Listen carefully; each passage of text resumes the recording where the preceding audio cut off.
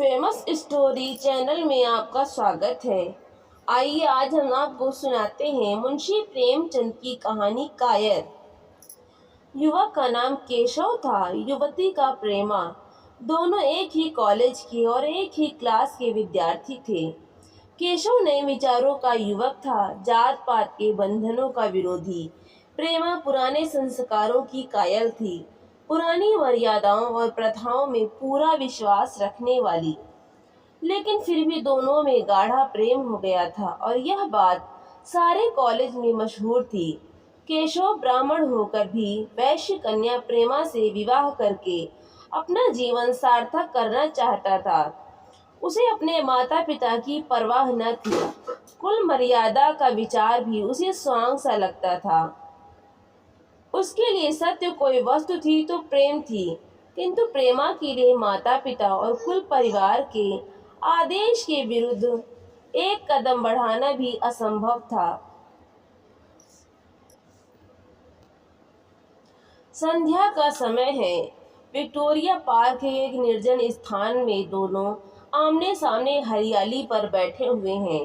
सैर करने वाले एक एक करके विदा हो गए, किंतु ये दोनों अभी वहीं बैठे हुए हैं। उनमें एक ऐसा प्रसंग छिड़ा हुआ है जो किसी तरह समाप्त नहीं होता। केशव ने झुंझलाकर कहा, इसका यह अर्थ है कि तुम्हें मेरी परवाह नहीं है। प्रेमा ने उसको शांत करने की चेष्टा करके कहा, तुम मेरे साथ अन्याय कर रहे हो केशव, लेकिन मैं इस विषय को माता पिता के सामने कैसे छेड़ूं? यह मेरी समझ में नहीं आता। वे लोग पुरानी रूढ़ियों के भक्त हैं। मेरी तरफ से कोई ऐसी बात सुनकर मन में जो जो शंकाएं होंगी उनकी तुम कल्पना कर सकते हो? केशव ने उग्र भाव से पूछा, तो तुम भी उन्हीं पुरानी रूढ़ियों की गुलाम हो? प्रेमा ने अपनी बड़ी बड़ी आंखों में मृदु स्नेह भर कर कहा, नहीं, मैं उनकी गुलाम नहीं हूँ, लेकिन माता पिता की इच्छा मेरे लिए और सब चीजों से अधिक मान्य है। तुम्हारा व्यक्तित्व कुछ नहीं है, ऐसा ही समझ लो। मैं तो समझता था कि ये ढकोसले मूर्खों के लिए ही है, लेकिन अब मालूम हुआ कि तुम जैसी विदुषियां भी उनकी पूजा करती हैं। जब मैं तुम्हारे लिए संसार को छोड़ने को तैयार हूँ, तो तुमसे भी यही आशा करता हूँ। प्रेमा ने मन में सोचा, मेरा अपनी देह पर क्या अधिकार है? जिन माता पिता ने अपने रक्त से मेरी सृष्टि की है और अपने स्नेह से उसे पाला है, उनकी मर्जी के खिलाफ कोई काम करने का उसे कोई हक नहीं। उसने दीनता के साथ केशव से कहा, क्या प्रेम स्त्री और पुरुष के रूप में ही रह सकता है, मैत्री के रूप में नहीं? मैं तो आत्मा का बंधन समझती हूँ। केशव ने कठोर भाव से कहा, इन दार्शनिक विचारों से तुम मुझे पागल कर दोगी प्रेमा। बस इतना ही समझ लो, मैं निराश होकर जिंदा नहीं रह सकता। मैं प्रत्यक्षवादी हूँ और कल्पनाओं के संसार में प्रत्यक्ष का आनंद उठाना मेरे लिए असंभव है। यह कहकर उसने प्रेमा का हाथ पकड़कर अपनी ओर खींचने की चेष्टा की। प्रेमा ने झटके से हाथ छुड़ा लिया और बोली, नहीं केशव, मैं कह चुकी हूँ कि मैं स्वतंत्र नहीं हूँ। तुम मुझसे वो चीज न मांगो जिस पर मेरा कोई अधिकार नहीं है। केशव को अगर प्रेमा ने कठोर शब्द कहे होते तो भी उसे इतना दुख न होता। एक क्षण तक वह मन मारे बैठा रहा, फिर उठकर निराशा भरे स्वर में बोला, जैसी तुम्हारी इच्छा। आहिस्ता आहिस्ता कदम सा उठाता हुआ वहां से चला गया। प्रेमा अब भी वहीं बैठी आंसू बहाती रही।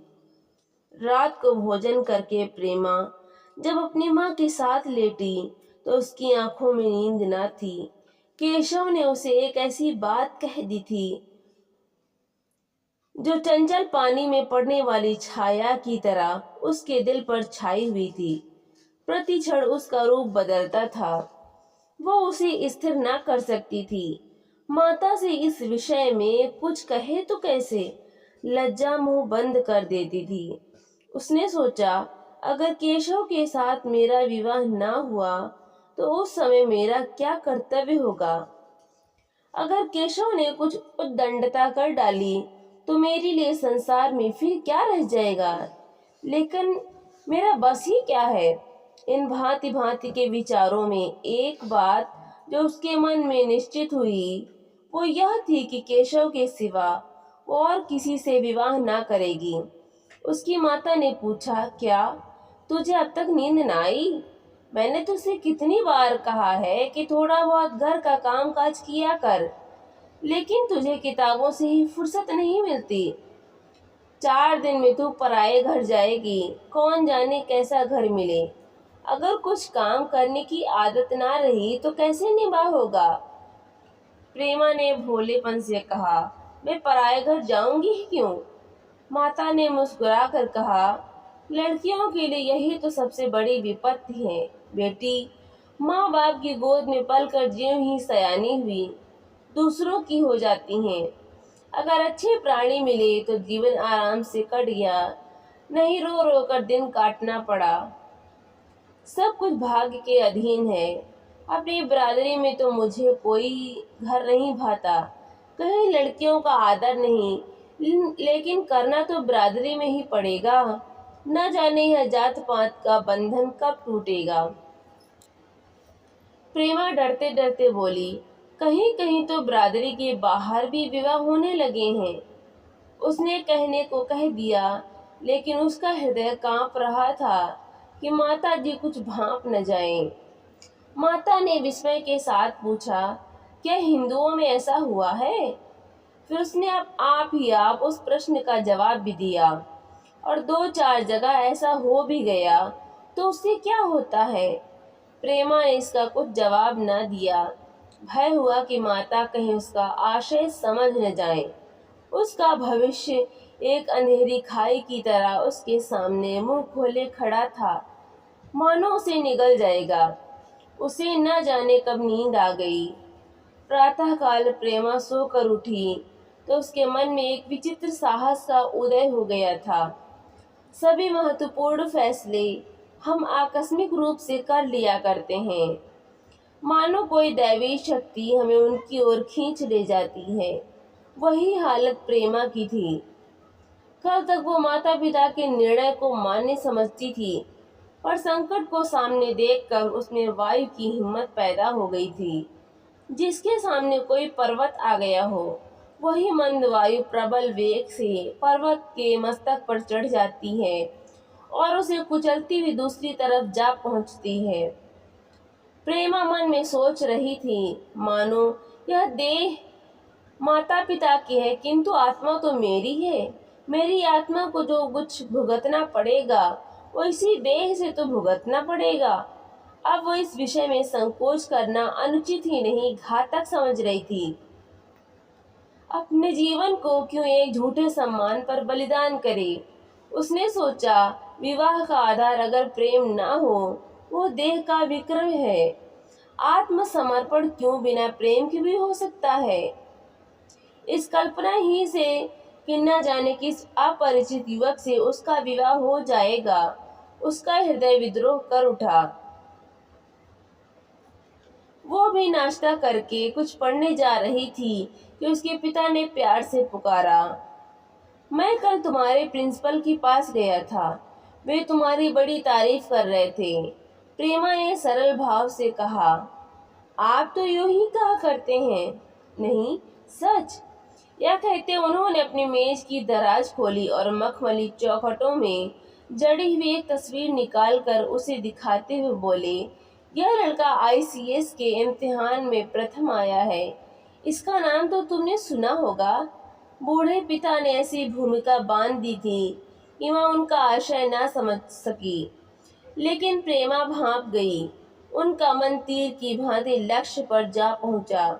उसने बिना तस्वीर की ओर देखे ही कहा, नहीं, मैंने तो उसका नाम नहीं सुना। पिता ने बनावटी आश्चर्य से कहा, क्या तुमने उसका नाम ही नहीं सुना? आज के दैनिक पत्र में उसका चित्र और जीवन वृत्तांत छपा है। प्रेमा ने रुखाई से जवाब दिया, होगा, मगर मैं तो उस परीक्षा का कोई महत्व नहीं समझती। मैं तो समझती हूँ जो लोग इस परीक्षा में बैठते हैं वे पल्ले सिर के स्वार्थी होते हैं। आखिर उनका उद्देश्य इसके सिवा और क्या होता है कि अपने गरीब निर्धन दलित भाइयों पर शासन करें और खूब धन संचय करें। यह तो जीवन का कोई ऊंचा उद्देश्य नहीं है। इस आपत्ति में जलन थी, अन्याय था, निर्दयता थी। पिताजी ने समझा था प्रेमा यह बखान सुनकर लट्टू हो जाएगी। यह जवाब सुनकर तीखे स्वर में बोले, तू तो ऐसी बातें कर रही है जैसे तेरे लिए धन और अधिकार का कोई मूल्य ही नहीं। प्रेमा ने मिठाई से कहा, हाँ, मैं तो उसका मूल्य नहीं समझती। मैं तो आदमी में त्याग देखती हूँ। मैं ऐसे युवकों को जानती हूँ जिन्हें यह पद जबरदस्ती भी दिया जाए तो स्वीकार न करेंगे। पिता ने उपहास के ढंग से कहा, यह तो आज मैंने नई बात सुनी। मैं तो देखता हूँ कि छोटी छोटी नौकरियों के लिए लोग मारे मारे फिरते हैं। मैं जरा उस लड़के की सूरत देखना चाहता हूँ जिसमें इतना त्याग हो। मैं तो उसकी पूजा करूंगा। शायद किसी दूसरे अवसर पर ये शब्द सुनकर प्रेमा लज्जा से सिर झुका लेती, पर इस समय उसकी दशा उस सिपाही की सी थी जिसके पीछे गहरी खाई हो। आगे बढ़ने की सिवा उसके लिए और कोई मार्ग न था। अपने आवेश को संयम से दबाती हुई आंखों में विद्रोह भरे वो अपने कमरे में गई और केशव के कई चित्रों में से वो एक चित्र चुनकर लाई जो उसकी निगाह में सबसे खराब था और पिता के सामने रख दिया। बूढ़े पिताजी ने चित्र को उपेक्षा के भाव से देखना चाहा, लेकिन पहली दृष्टि ही में उसने उन्हें आकर्षित कर लिया। ऊंचा कद था और दुर्बल होने पर भी उसका गठन स्वास्थ्य और संयम का परिचय दे रहा था। मुख पर प्रतिभा का तेज न था, पर विचारशीलता का कुछ ऐसा प्रतिबिंब था जो उसके मन में विश्वास पैदा करता था।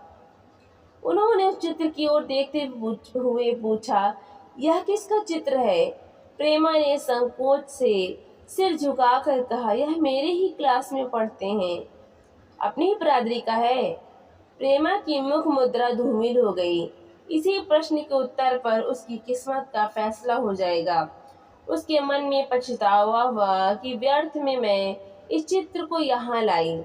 उसमें एक क्षण के लिए जो दृढ़ता आई थी वो इस पहले प्रश्न के सामने कातर हो उठी। दबी हुई आवाज में बोली, जी नहीं, वो ब्राह्मण है। और यह कहने के साथ ही क्षुब्ध होकर कमरे से निकल गई, मानो यहाँ की वायु में उसका गला घुटा जा रहा हो, और दीवार की आड़ में होकर रोने लगी। लाला जी को तो पहले ऐसा क्रोध आया कि प्रेमा को बुलाकर साफ साफ कह दें यह असंभव है। वे उसी गुस्से में दरवाजे तक आए, लेकिन प्रेमा को रोते देखकर नम्र हो गए। इस युवक के प्रति प्रेमा के मन में क्या भाव थे यह उनसे छिपा न रहा। वे स्त्री शिक्षा के पूरे समर्थक थे, लेकिन इसके साथ ही कुल मर्यादा की रक्षा भी करना चाहते थे। अपनी ही जाति के इस योग्य वर्ग के लिए अपना सर्वस्व अर्पण कर सकते थे, लेकिन उस क्षेत्र के बाहर कुलीन से कुलीन और योग्य से योग्य वर्ग की कल्पना भी उनके लिए असह्य थी। इससे बड़ा अपमान वे सोच ही न सकते थे। उन्होंने कठोर स्वर में कहा, आज से कॉलेज जाना बंद कर दो। अगर शिक्षा कुल मर्यादा को डुबोना ही सिखाती है तो कुछ इच्छा है। प्रेमा ने कातर कंठ से कहा, परीक्षा तो समीप आ गई है। लाला जी ने दृढ़ता से कहा, आने दो, और फिर अपने कमरे में जाकर विचारों में डूब गए। 6 महीने गुजर गए। लाला जी ने घर में आकर पत्नी को एकांत में बुलाया और बोले, जहाँ तक मुझे मालूम है केशव बहुत ही सुशील और प्रतिभाशाली युवक है। मैं तो समझता हूँ प्रेमा इस शोक में घुल घुल कर प्राण दे देगी। तुमने भी समझाया, मैंने भी समझाया, दूसरों ने भी समझाया, पर उस पर कोई असर ही नहीं होता। ऐसी दशा में हमारे लिए और क्या उपाय है? उनकी पत्नी ने चिंतित भाव से कहा, कर तो दोगे, लेकिन रहोगे कहाँ? न जाने कहाँ से यह कुलच्छनी मेरी कोख में आई। लाला जी ने भवें सिकोड़ कर तिरस्कार के साथ कहा, यह तो 1000 दफा सुन चुका, लेकिन कुल मर्यादा के नाम को कहाँ तक रोएं। चिड़िया का पर खोल कर यह आशा करना कि वो तुम्हारे आंगन में फुदकती रहेगी भ्रम है। मैंने इस पर ठंडे दिल से विचार किया है और इस नतीजे पर पहुंचा हूँ कि हमें इस आपधर्म को स्वीकार कर लेना ही चाहिए। कुल मर्यादा के नाम पर मैं प्रेमा की हत्या नहीं कर सकता। दुनिया हंसती हो हंसे, मगर वो जमाना बहुत जल्द आने वाला है जब ये सभी बंधन टूट जाएंगे। आज भी सैकड़ों विवाह जात पात के बंधनों को तोड़कर हो चुके हैं। अगर विवाह का उद्देश्य स्त्री और पुरुष का सुखमय जीवन है, तो हम प्रेमा की उपेक्षा नहीं कर सकते हैं।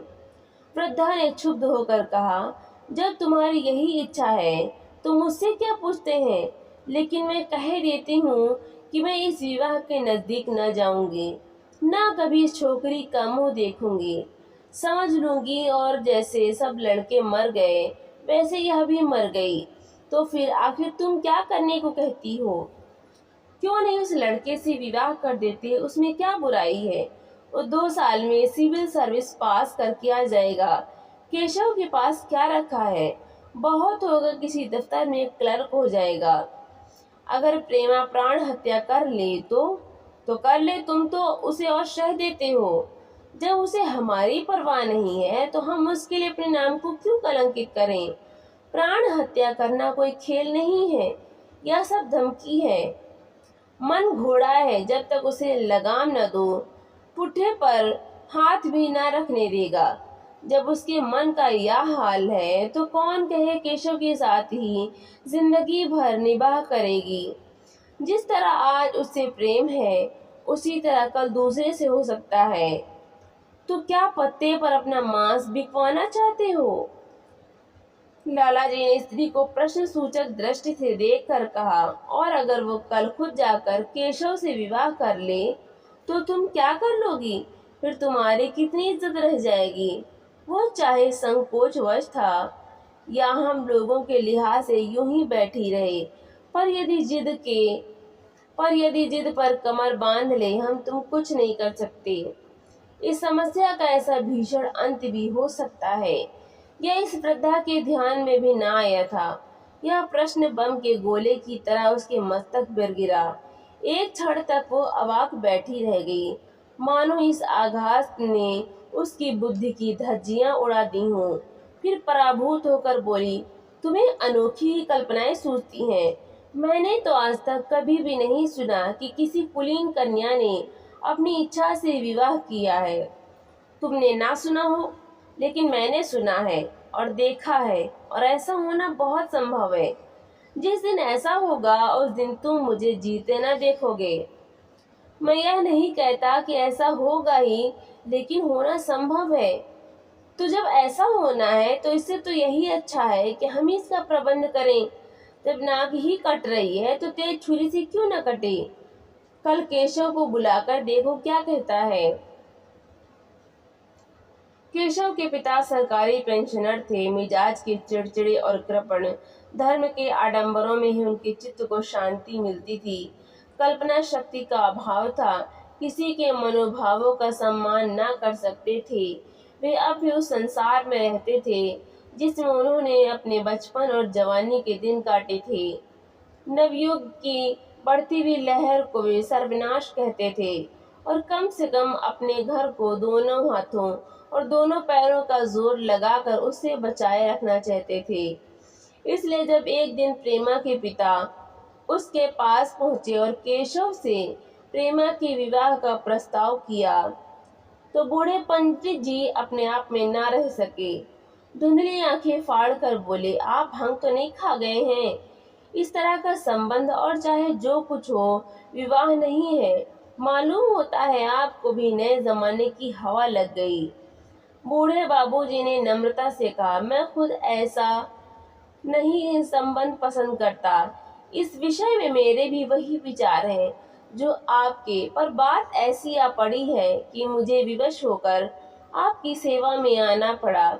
आजकल के लड़के और लड़कियां कितने स्वेच्छाचारी हो गए हैं, क्या तो आप जानते ही हैं।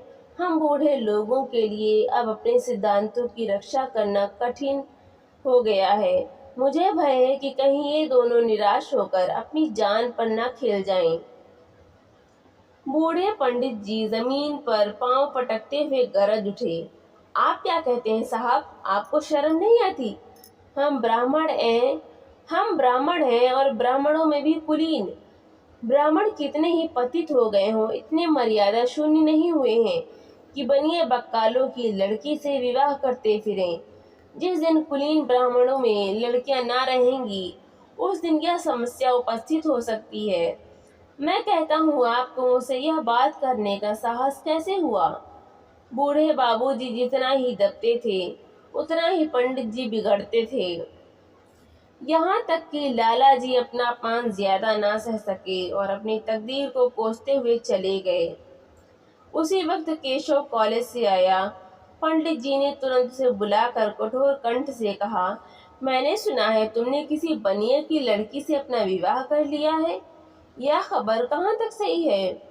केशव ने अनजान बनकर पूछा, आपसे किसने कहा? किसी ने कहा। मैं पूछता हूँ, यह बात ठीक है या नहीं?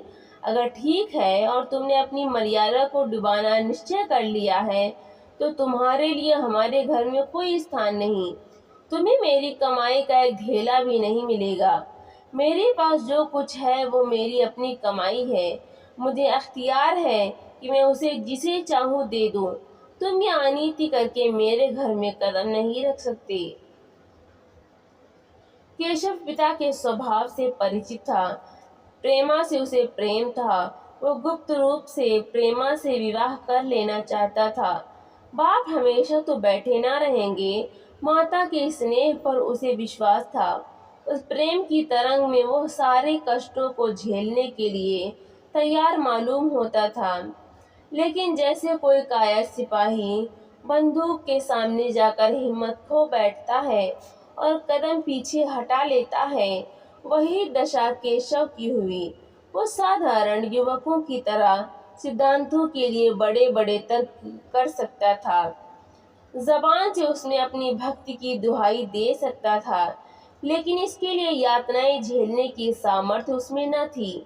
अगर वो अपनी जिद पर अड़ा और पिता ने भी अपनी टेक रखी, तो उसका कहाँ ठिकाना लगेगा? उसका जीवन ही नष्ट हो गया। उसने दबी जबान से कहा, जिसने आपसे यह कहा है बिल्कुल झूठ कहा है। पंडित जी ने तीव्र नेत्रों से देखकर कहा, तो यह खबर बिल्कुल गलत है? जी हाँ, बिल्कुल गलत। तो तुम आज ही इस वक्त उस बनिए को खत लिख दो और याद रखो कि अगर इस तरह की चर्चा फिर कभी उठी तो तुम्हारा सबसे बड़ा शत्रु होऊंगा। बस जाओ। केशव और कुछ न कह सका। वो यहाँ से चला तो ऐसा मालूम होता था कि पैरों में दम नहीं है।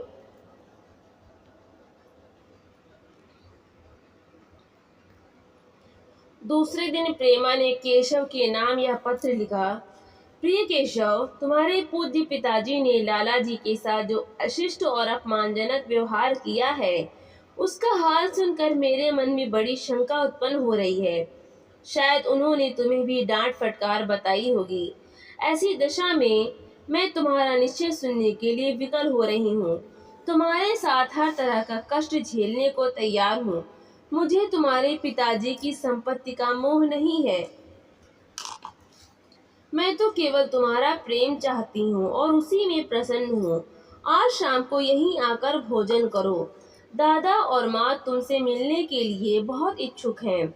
मैं वो स्वप्न देखने में मग्न हूँ जब हम दोनों उस सूत्र में बंध जाएंगे जो टूटना नहीं जानता, जो बड़ी से बड़ी आपत्ति में भी अटूट रहता है। तुम्हारी प्रेमा। संध्या हो गई और इस पत्र का कोई जवाब न आया। उसकी माता बार बार पूछती थी, केशव आए नहीं? बूढ़े लाला भी द्वार की ओर आंख लगाए बैठे थे। यहाँ तक कि रात के 9 बज गए, पर ना तो केशव ही आए, ना उनका पत्र। प्रेमा के मन में भांति भांति के संकल्प विकल्प उठ रहे थे। कदाचित उन्हें पत्र लिखने का अवकाश न मिला होगा, या आज आने की फुर्सत न मिली होगी। कल अवश्य आ जाएंगे। केशव ने पहले उसके पास जो प्रेम पत्र लिखे थे, उन सब को उसने फिर पढ़ा। उनके एक एक शब्द से कितना अनुराग टपक रहा था, उनमें कितना कंपन था, कितनी विकलता, कितनी तीव्र आकांक्षा। फिर उसे केशव के वे वाक्य याद आए जो उसने सैकड़ों ही बार कहे थे। कितनी बार वो उसके सामने रोया था। इतने प्रमाणों के होते हुए निराशा के लिए कहाँ स्थान था। मगर फिर भी सारी रात उसका मन जैसे सूली पर टंगा रहा। प्रातःकाल केशव का जवाब आया। प्रेमा ने कांपते हुए हाथों से पत्र लेकर पढ़ा। पत्र हाथ से गिर गया। ऐसा जान पड़ा मानो उसकी देह का रक्त स्थिर हो गया हो। लिखा था, मैं बड़े संकट में हूँ कि तुम्हें क्या जवाब दूं। मैंने इधर इस समस्या पर खूब ठंडे दिल से विचार किया है और इस नतीजे पर पहुंचा हूँ कि वर्तमान दशा में मेरे लिए पिता की आज्ञा की उपेक्षा करना दुस्सह है। मुझे कायर न समझना, मैं स्वार्थी भी नहीं हूँ, लेकिन मेरे सामने जो बाधाएं हैं उन पर विजय पाने की शक्ति मुझ में नहीं है। पुरानी बातों को भूल जाओ, उस समय मैंने इन बाधाओं की कल्पना न की थी। प्रेमा ने एक लंबी गहरी जलती हुई सांस खींची और उस खत को फाड़ कर फेंक दिया। उसकी आंखों से अश्रुधार बहने लगी। जिस केशव को उसने अपने अंतःकरण से वर लिया था, वो इतना निष्ठुर हो जाएगा, इसकी उसको रत्ती भर भी आशा न थी। ऐसा मालूम पड़ा मानो अब तक वो कोई सुनहला स्वप्न देख रही थी, पर आँख खुलने पर वो सब कुछ अदृश्य हो गया। जीवन में जब आशा ही लुप्त हो गई, तो अब अंधकार के सिवा और क्या रहा।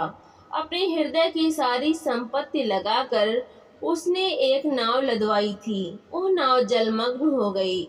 और दूसरी नाव कौन वहां से लदवाए। अगर वो नाव टूटी है तो उसके साथ वह भी डूब जाएगी।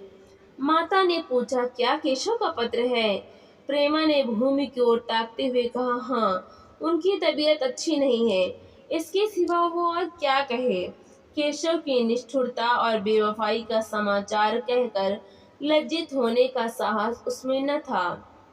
दिन भर वो घर के काम धंधों में लगी रही, मानो उसे कोई चिंता ही नहीं है। रात को उसने सबको भोजन कराया, खुद भी भोजन किया और बड़ी देर तक हारमोनियम पर गाती रही। मगर सवेरा हुआ तो उसके कमरे में उसकी लाश पड़ी हुई थी। प्रभात की सुनहरी किरणें उसके पीले मुख को जीवन की आभा प्रदान कर रही थी। तो दोस्तों, आपको ये कहानी कैसी लगी? लाइक करें, शेयर करें, कमेंट करके हमें ज़रूर बताएं और चैनल को सब्सक्राइब करना बिल्कुल भी ना भूलें। तो मिलते हैं अगली नई कहानी के